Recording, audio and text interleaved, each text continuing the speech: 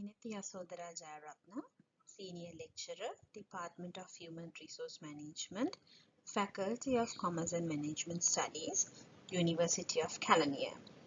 The topic of the today's session is High Performance Work Teams. The learning outcomes of the today's session, where we'll explain what high performance work teams are, and then distinguish these high performance work teams with ordinary teams. You'll learn about the characteristics of high performance teams and what are the barriers for high performance teams to function effectively in an organization. As we are discussing in the entire subject, work teams are the backbone of a contemporary work life.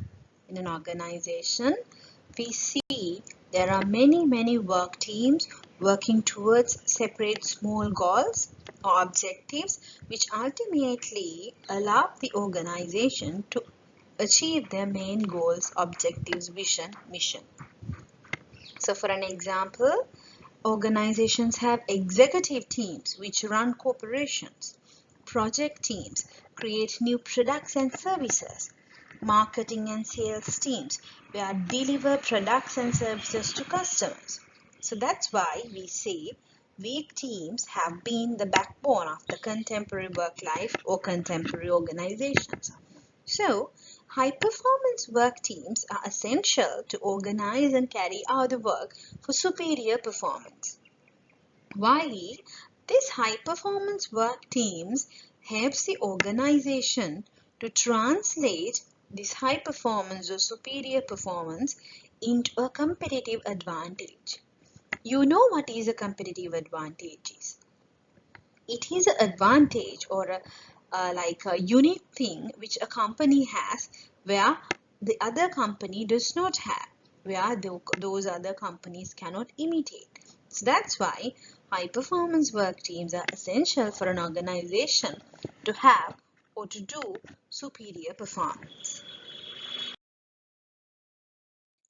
A group of goal-focused individuals with specialized expertise and complementary skills who collaborate, innovative and produce consistently superior results can be defined as a high-performance work team.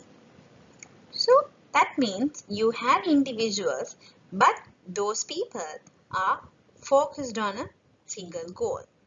They are with specialized expertise and they have complementary skills. They all collaborate, they are innovative and produce consistently superior results. That means continuously they are giving superior results. That's why that team is defined as a high performance work team. When you are defining a work team, you know complementary skills, innovation, having individuals collaborative, mutual accountability, those are common factors for a work team. But in a high performance work team, you have goal focused individuals, and also with the characteristics of a work team, they become high performance teams by producing superior results consistently. So, to a work team to become high performance work teams, they have to work on this shared goals. You should not have individual goals when you are working in a team. You have to share the goal with your members. Then all together you will feel as a family and then you can work together for the future. Shared leadership. You have learned this in a previous session for team leadership. You know what is shared leadership and how to share the leadership and how to successfully work with a shared leader.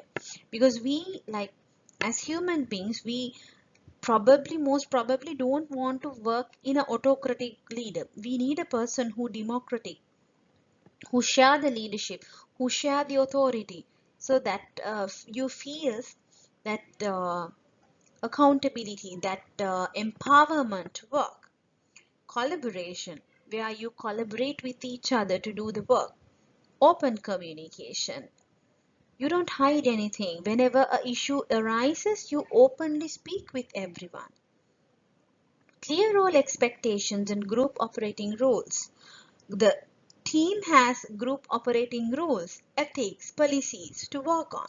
And also, they have clear expectations about their roles. If not, if the roles are ambiguous, people don't know what to do, what to perform, how to perform. So it should be very clear. Early conflict resolution. The conflicts, whenever in the storming stage, whenever we are developing a team, conflicts are inevitable.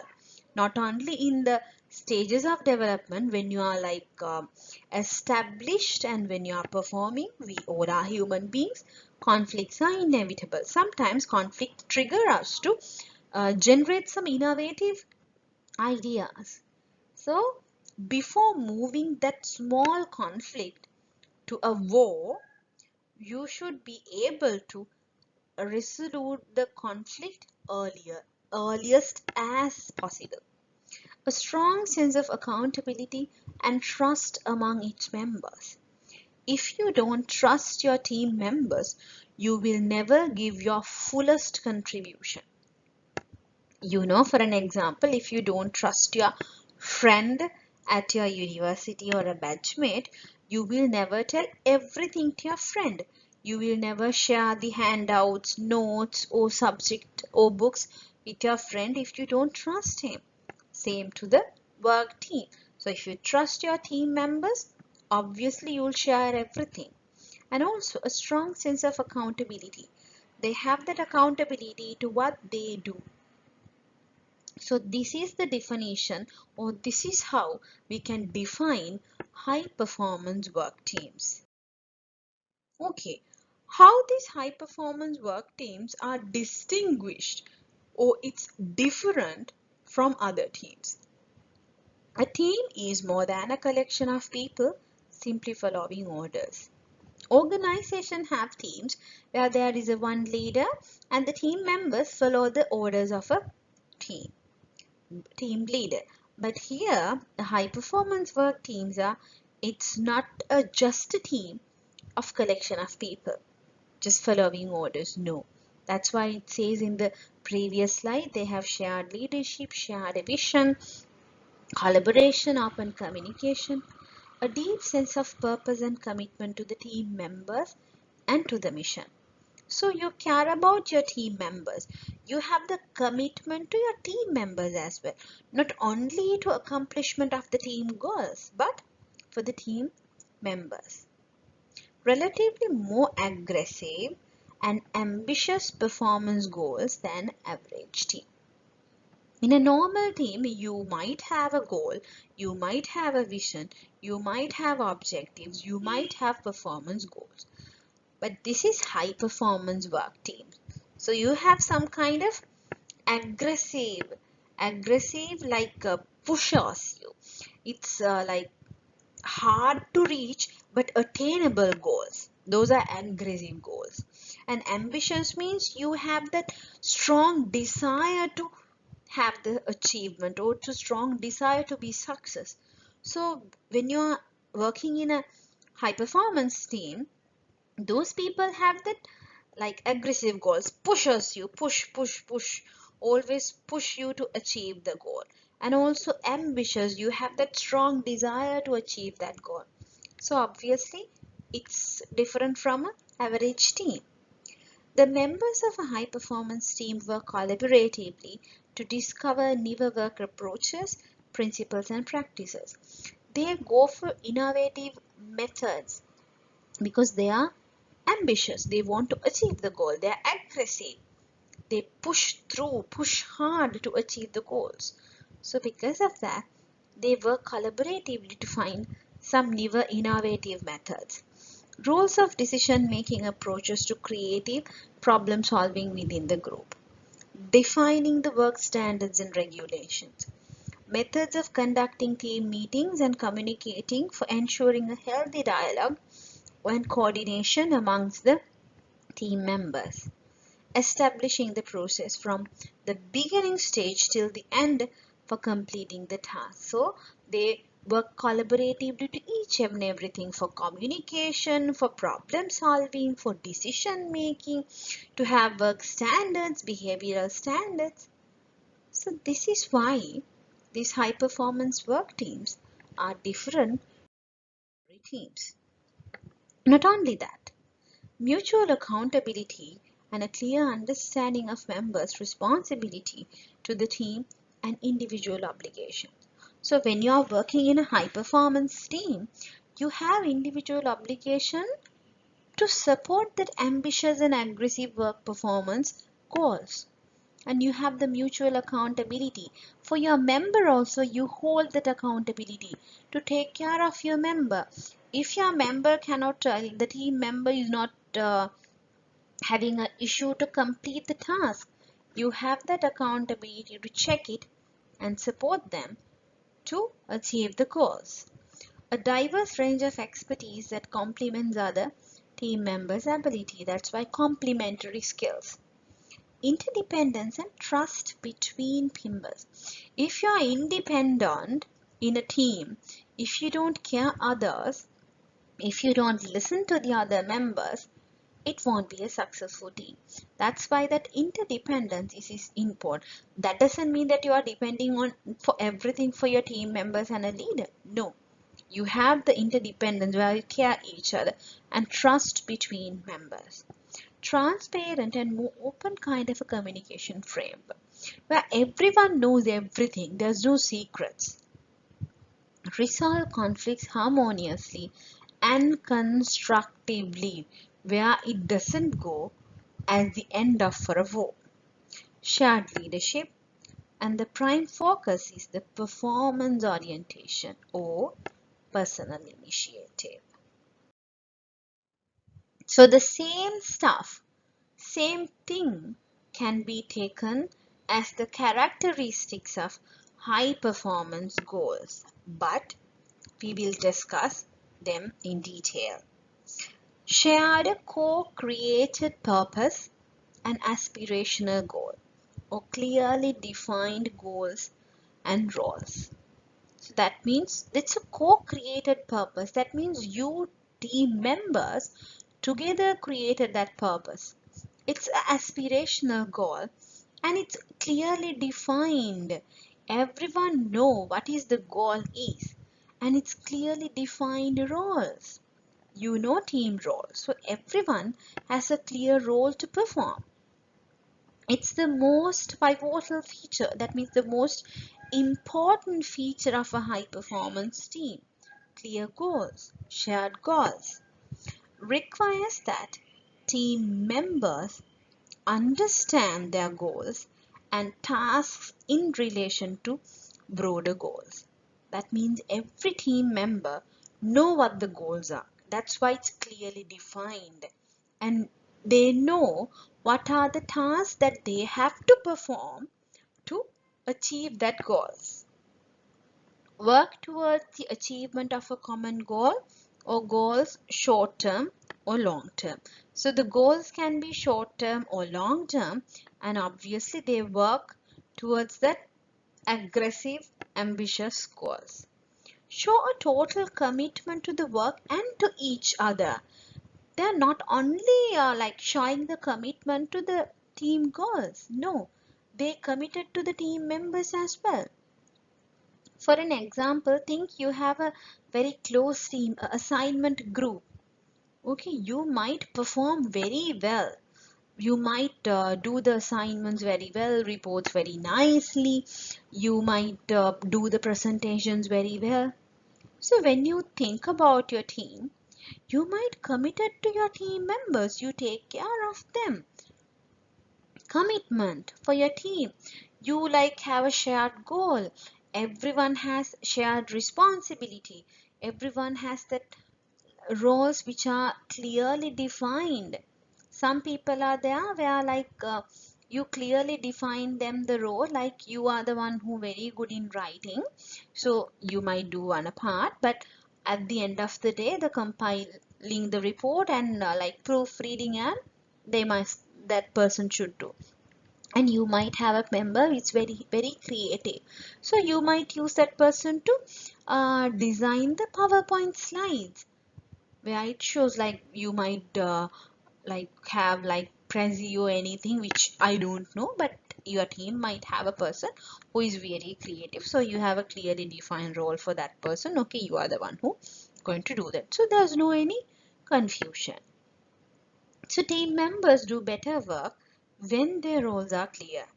They know how to do their jobs and why they are doing them. So they know what is the reason for them to do that job, what the like what how their activities supports to achieve the ultimate goal. The best example is the assignment. The ultimate goal is to complete your assignment on time, a successful project, successful report, and a successful presentation. So when you are the person who is developing the slides, when he is developing the slides, he know the ultimate goal is successful presentation. So these are the conditions that you have to complete. So your role is to prepare the like designing the slides. So there might be a person who is very good in English. They might be proofreading, checking grammar and vocabulary. So likewise, you have members who committed to each other. So you check on your members. Each member must understand and support the meaning and the value of the team's mission and vision. Remuneration and rewards can stimulate people temporarily. When you are learning rewards management, you might have learned in the second year where rewards are okay. Remuneration or a salary in monetary terms, it's good, but it motivates, especially satisfy the people temporary. When you get the money to your hand, you are very happy and motivated. But when the time goes on, you are not that the motivation or that stimulation doesn't last longer. So the sustained effort is driven by these intrinsic rewards. What are these intrinsic rewards? Those are non-physical rewards. We cannot touch them, but they are emotionally connected, like appreciation, recognition. You are recognizing your team member. This is the one who is doing that, recognizing, giving him that appreciation. And then autonomy. Give, yeah, like you are allowing your team member, allowing you are giving the team member the freedom to do the work. So it's open for them. Rather, extrinsic rewards. Like extrinsic rewards are like pay, bonus, promotion, and all. You might have learned these in reward management. So, to sustain the effort of a team member, you should focus on intrinsic rewards. So, the members should be intellectually and emotionally committed to a purpose and vision to go an extra mile. So, these are the team roles which is clearly defined. These are well-being team roles. You have learned this.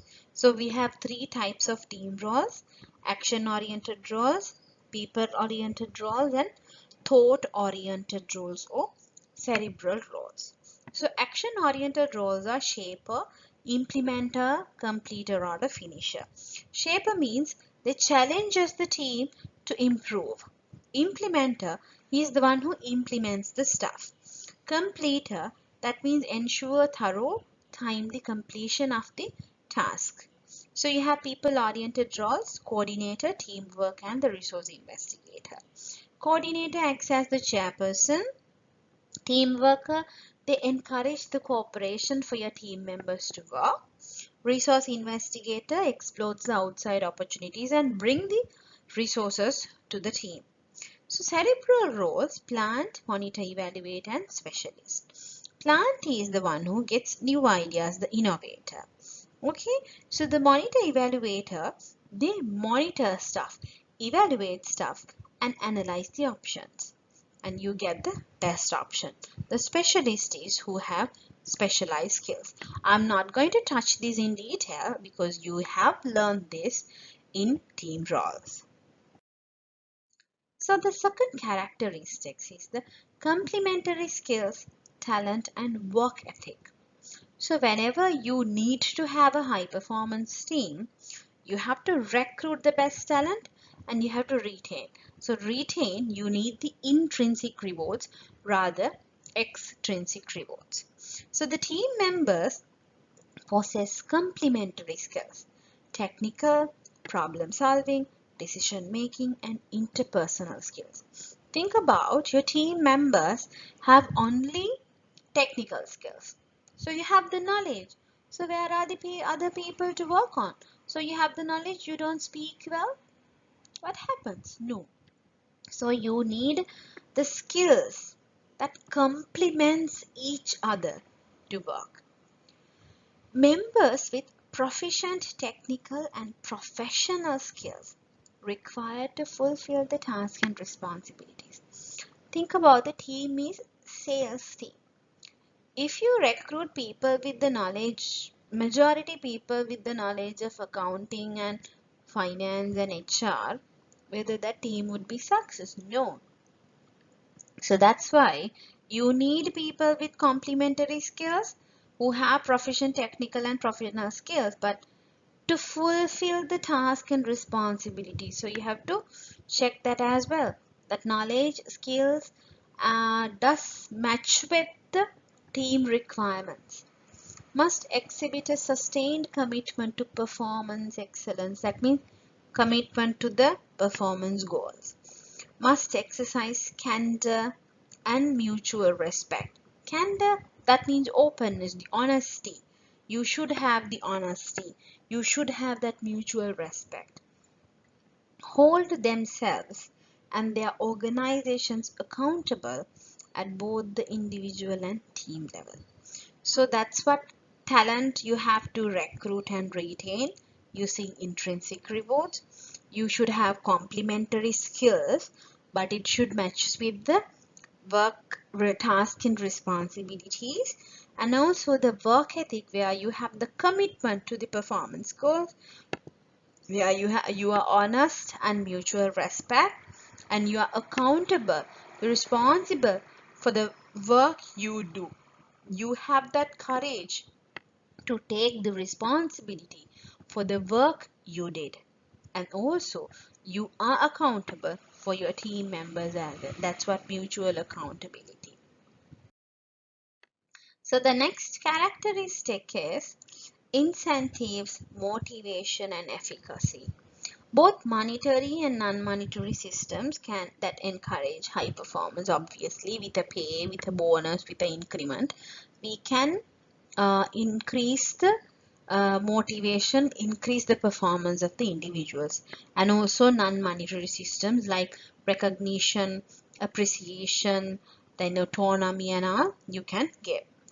Over the long run or long term, intrinsic motivators provide the greatest impact on performance. That's why I told you monetary performance, monetary benefits are okay, but to sustain that performance, to sustain the team members in a team, you should use these intrinsic motivators like personal satisfaction at work, and then giving interesting projects, giving them the freedom to work.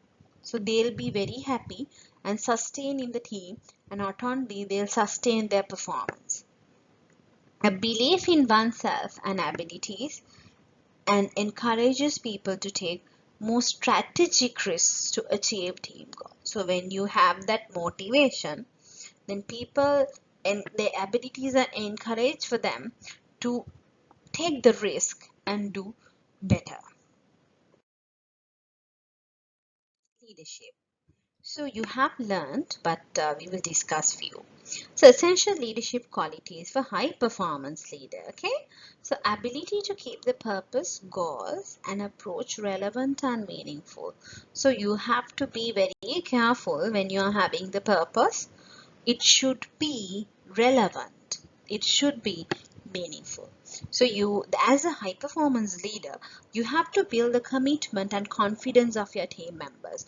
You should not, because when we have discussed continuously, where the team members should have the commitment to the team members as well as to the performance goals. So the responsibility is there for a leader to create this commitment through their team members, because only if the leader has the commitment and he's the one who works hard. But if the team members doesn't work hard, so in vain the effort of a team leader. So, and also to have that confidence, you have to, the leader should make the confidence among the team members. Ensure that team members constantly enhance their skills. So that's the high performance team leader should be very careful. They have to think about whenever a team member needs to enhance their skills, as a leader, you should support your team members and give the assistant something. Getting support from the outside might be to enhance the skills continuously. Then only you have that consistent superior results. Manage relationships from the outside with a focus on the removal of obstacles that might hinder the group performance. That means whenever a conflict is there, you have to be outside of the conflict. You should not involve with the conflict. No, you have to manage that relationship being outside, because two members are fighting, might be the best friends, so they have a separate relationship that both of them are sharing. So you can't be involved in that relationship. No, you should be out of that relationship and see what's really going on, and you have to remove the obstacles for the conflict. Provide opportunities for conflict and communication. Conflict management is an essential part of becoming a high performance team.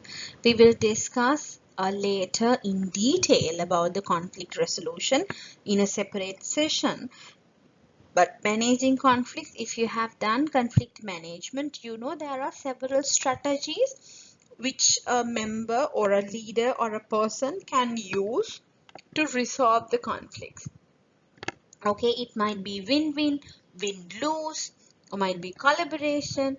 There are several strategies. We will discuss those in detail. But here, like, conflict management is an essential part for a leader when you are working in a high performance team. So open communication focus on coaching instead of on directing. So as a team leader, as a high performance leader, rather directing people, the coaching is the best method for you to do. Much more a supportive with open communication where you coach the team members rather you direct them.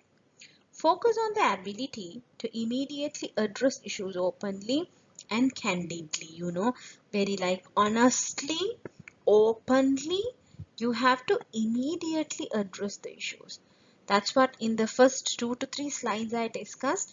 Don't let it go for a war or a bigger conflict where might be a team members leave the team. No, because you have like members have get together since they complement each other, where you are going towards for a superior result.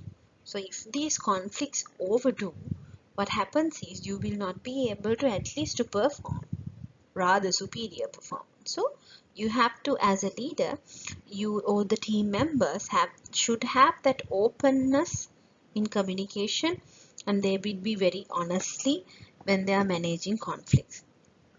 So that's why in communication you should have that open lines, like promote motivation, maintain the interest, and promote cooperation among team members. It's a must. Then power and empowerment. You know what is empowerment is, because that empowerment is where the team members feel that they have power. Why? When you as a leader or as the team members, you all give the ideas to achieve the task, then the team members feel that okay, I have the ownership of this decision, because you have been asked by the team members each and everyone have acknowledged your idea, acknowledged your decision, acknowledged your inputs. So then the team members feel that ownership of that decision, ownership of that idea, and when they are performing they feel okay, this is what I have said, people agreed and they are working on it, so they feel happy.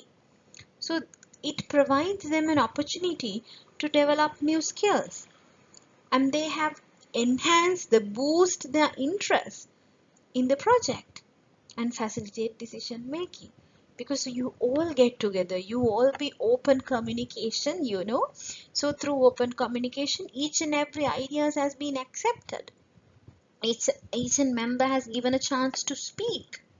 So when you are performing, every people know, okay, this is my idea, people working on that, so you have that interest on working on that project, that leads to proper decision making. So that's why the ideal situation is loose, tight both, such that specific decision making boundaries are there with enough room for individuals to make empowered choices. That means there is a framework or like a boundary there. You can't go beyond that. But within that boundary, team members has the opportunity to raise their voice or give their voice for decision making process. So then team members feels, okay, I have that ownership for this decision. So they feel empowered.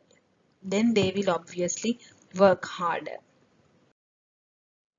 Norms and standards. You know what are norms and standards? Those are rules that govern group behavior. So you have a rule to behave in a team. So these norms helps improving team development and performance. So sometimes there are norms. For an example, open lines of communication. That means no secrets. Early resolution of conflict. Whenever there is a conflict, everyone should involve and earliest as possible, they have to resolve it. Regular evaluation of both individual and team performance, because it's a high performance team. You have to do evaluation, team performance, but not only that, individual performance as well. High levels of respect among members, that candidness, the honesty, the candor, and the trust in between members, it's really a must. A cohesive and a supportive team environment where you work harder. A strong work ethic that focuses on results, because it's a high performance team. And shared recognition of team members. So the key is discuss and agree to their operating rules and standards that each member agrees to uphold and for which they hold each other accountable. So whenever you are having like developing these norms and standards, every team member should agree on that. If not, they won't like agree on those team roles, and they won't perform or behave in a way according to the work ethics. Because of that, whenever you are developing these high performance norms, um, each and every member should be agreed with that. So common types of high performance work teams. Until now, we were discussing about the characteristics of high performance work teams. So these are the common types work teams. Continuing units responsible for producing goods or providing services. So the organization mostly have these work teams where those are continuing units, because you don't dissolve the teams. Those are responsible for producing goods, like sales teams, like HR teams, providing services. So membership is typically stable, usually full-time and well-defined. Found in both manufacturing and service settings.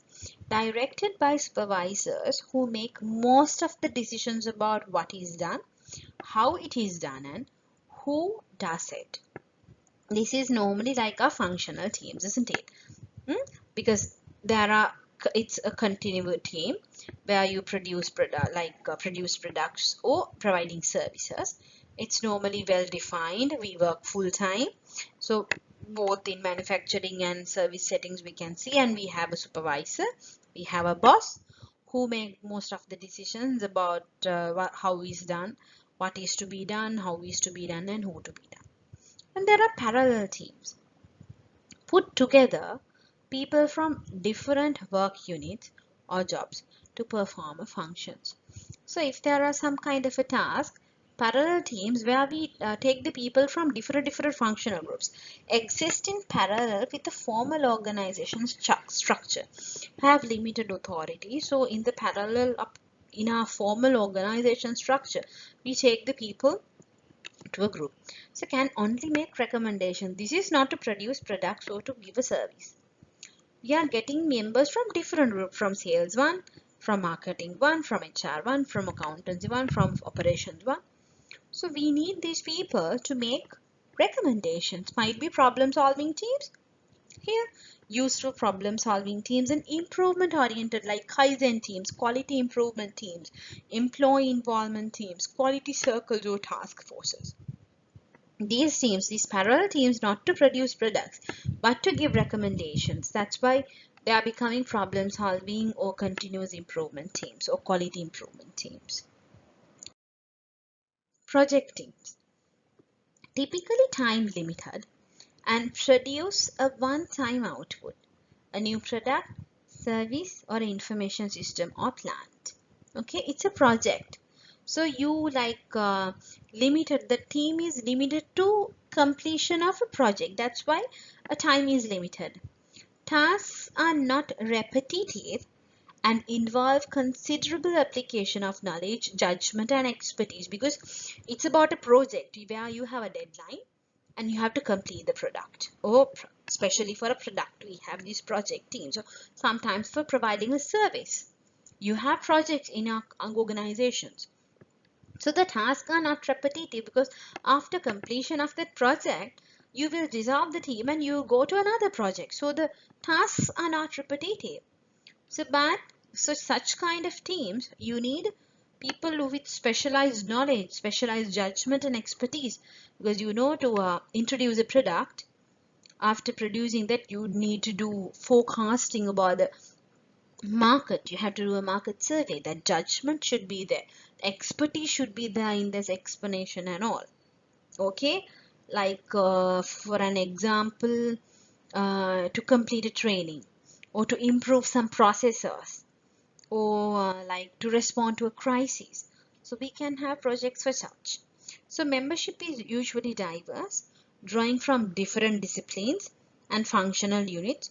So socialized expertise can be applied to the project. So people, because we need specialized people with knowledge, expertise. So because of that, we can bring people from different functional groups. But the specialized thing is, it's a project, it's only focused on a single project. Management teams coordinate and provide direction to their subunits and are responsible for overall performance of a business unit. So management teams, like example, the executive management teams of the organization, the top management team. So these are the people coordinate and provide the direction for the subunits of the organization and responsible for overall performance.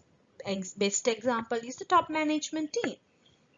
So the authority stems from the hierarchical rank of its members, from the CEO to the chief managers and all. So the executive management teams establish a strategic direction and manage the company's performance by applying its collective expertise and sharing responsibility for the overall success. That means the top management teams are the one who establish the strategic direction, and they responsible for the overall performance by applying collective expertise from different functional units, share the responsibility through organization structure for the overall success or overall achievement of the company vision. Virtual teams. You might have heard the word group of individuals who work together in series of common goals across time, space, and organizational boundaries. So it's a boundary-less team where you work across time, space, and all. where you linked electronically by webs of communication technology, how we do these days, like internet, Skype, WebEx, internal networks, Google Meet, and then Google Docs, then Zoom, Team. There are so many like communication technologies where you can use these days. So it's linked electronically as a web. That's a virtual team. You never meet face to face. Allow companies to obtain the best talent possible for a specific project without geographical restrictions. So there are so many teams work like this for software companies nowadays, and for the big companies as well, to develop like design projects and all. Rather implementing, you have the virtual teams. So these are more efficient in expenditures of time and related travel cost. Rather you are going to a different country and doing a meeting virtually, you can meet. It saves your time and it saves your cost. Common barriers faced by high performance work teams. Non-participating leadership. Team members fail to use a democratic leadership style that involves and engages team members. So if you cannot find a shared leadership style, if the leader does not possess shared leadership, so you won't be able to have a high performance work team. So that's why team members are failing to have a democratic leadership style. Then poor decision making.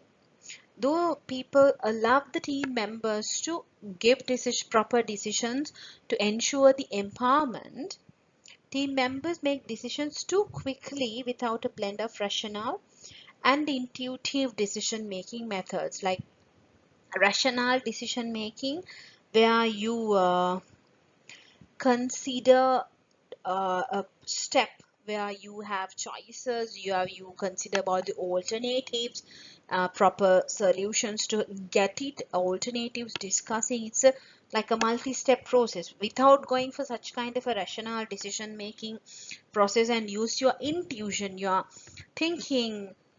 You take decisions very quickly, too quickly, so that decisions won't work. Infrequent communication. We highly discussed about this open communication. It really matters in a high performance work team, but there might be it does not practiced, so might be close and infrequent, because open communication happens continuously, so then there won't be any secrets. But here sometimes team members won't frequently communicate. So what happens is, then you can't go for that mm, communication, like you can't go for that high performance. Diversity not valued. In first 2 to 3 to 5 slides we've discussed about this complementary skills matters, because we need people with specialized knowledge, uh, specialized professional skills. But if the members do not value that diversity, so team members do not value the diversity of experience and backgrounds, their fellow team members, resulting in a lack of diverse weak points and less successful decision making and solutions. Because you know, in intuitive decision making, it's about the sixth sense of a person. So we need people who have more experience, who have come from different backgrounds, because you know, our knowledge, our experience comes from the backgrounds that we are living in. So we need people from that. If you don't value that, you won't get proper decision making. You won't get that intuition from members. Lack of mutual trust. Continuously we were discussing this honesty and trust is must for a high performance work team. But if the team members do not fully trust, they will not open in communication. Then sometimes it leads to a conflict and the team will be adjourned. So inability to manage conflicts. So if you are not if you don't have that mutual trust, if you don't have that open communication, obviously the team members will not be able to manage the conflicts, because the conflicts dealing dealing the conflicts might not be open, or it's not transparent. So that will gradually destroy the team morale, that will lead to a destruction of the team. lack of goal clarity. When we discussing about the characteristics of high performance teams, the first characteristic we discussed, and we said that that's the important characteristic, the most important characteristic of a high performance team, that is goal clarity. So team members, if they are unsure about the team roles and the team goal, so what to do? How to perform? They don't know what to do. They don't know how to do. They don't know the method to do. Then how they can perform well? So that's why this goal clarity and role clarity is a must. Poorly defined roles and responsibilities we discussed. Team members are not clear about what they must do, what they not to do, and they don't like then they don't demonstrate the commitment to the team goals. Relationship issues. The bonds between team members are weak, which affects their efficiency and effectiveness. For an example, if you don't trust your team members, you don't give your fullest to the team. So what happens is that at the end of the day, obviously it affects your efficiency, your effectiveness, your performance. Negative atmosphere. An overall team culture is not open, no transparency, it's negative. Then there are conflicts, no trust, no honesty. So obviously you'll go for a failure. The environment is negative. So that is the end of high performance work teams. We were discussing about the characteristics, how high performance distinguished by different teams, and what are the types of high performance teams, and what are the barriers to make the team a high performance team. So I hope everything is clear. Thank you very much.